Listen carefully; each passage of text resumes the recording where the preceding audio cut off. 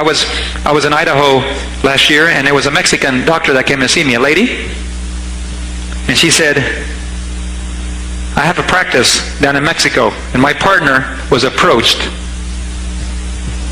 by a Catholic and said, the bishop is dying of cancer, but he knows you Adventists have a special health message. Would you be willing to treat him?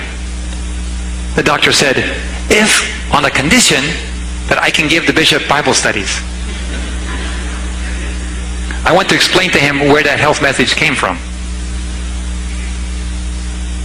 And he went back and came back and said, the bishop says yes. Okay, send the bishop to my office. So the bishop started coming. He put him on a special plan, prayed with them, and pretty soon the cancer started to disappear. And eventually it totally disappeared. And so now it's time for the doctor to knock on the house of the bishop.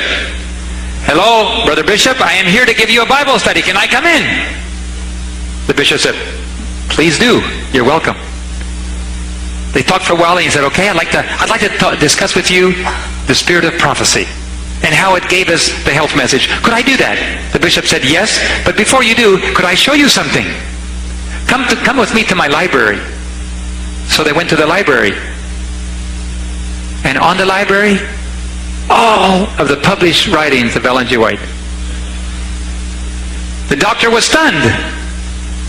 Brother Bishop, how in the world do you have all these books?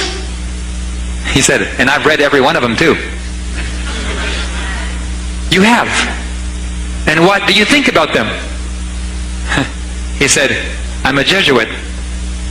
It is my job to read everything. And I want you to know that we Jesuits believe that Ellen G. White is the only true prophet of any church today. And we believe everything she has written. And I will tell you another thing. That is why we don't want Seventh-day Adventists to believe anything that she writes. Because if they do, they will know everything we're doing and everything we're planning to do. This was a stunning news to our doctor. You know everything that we do, and we don't even believe and act on what we've received.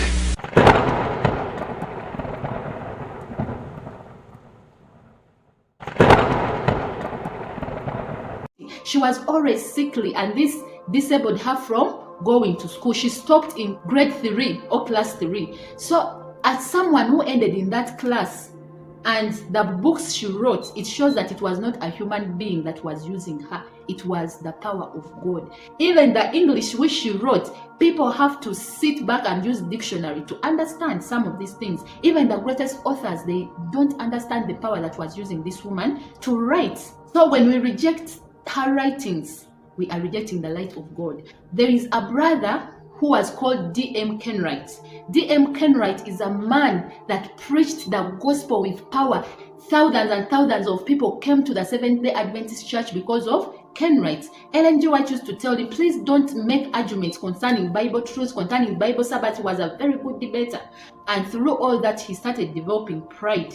Kenwright left the Seventh-day Adventist Church and went to the Baptist Church. He stayed there for some time. Ellen G. White wrote to him. He came back, and time reached. He started speaking evil against James White and his wife, Ellen G. White. He went to and fro from the Seventh-day Adventist back and to and fro.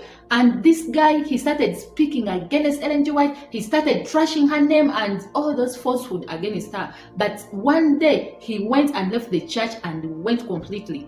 Ellen G. White wrote to him a letter.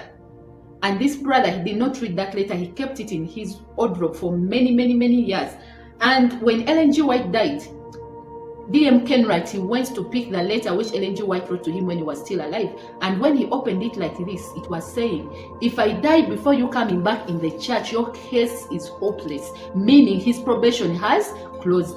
D.M. Kenwright, he ran very fast at the funeral of Ellen G. White while he was crying. And he said, members, please, I beg you, listen to Ellen G. White. She was a true prophet of God. I am lost. I no longer have hope. But you will still have hope. Please listen and believe in her. So my brothers, why are we so much hardening our hearts? The writings of Ellen G. White, I say it over and over again, they are equals to the writings of the Bible, because they were inspired by the same Spirit.